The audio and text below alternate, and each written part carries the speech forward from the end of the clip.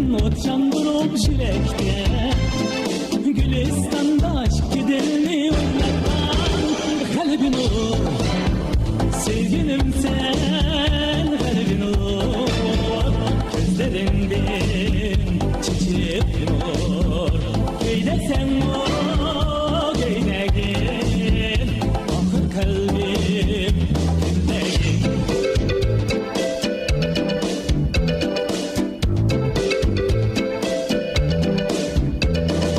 Seni bahar dedim bakma kirgende, seylep kılıp dağlara şürgende.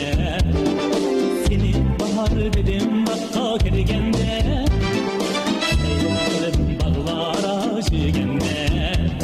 Benim çok söz madarım sen şengem, sen babadar için hıyal sürgende.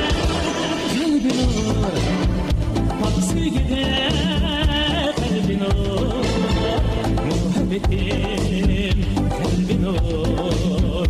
Sana aşık öldüm ben, öldümüzü gideyim ben.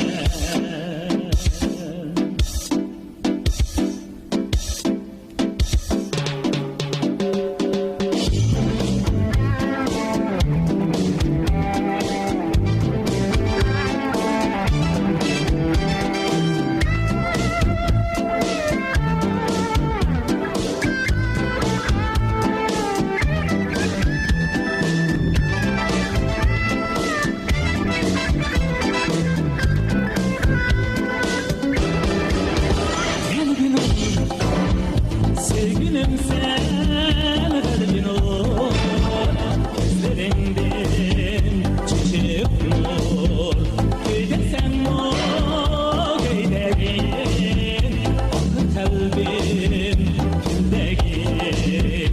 Sana aşık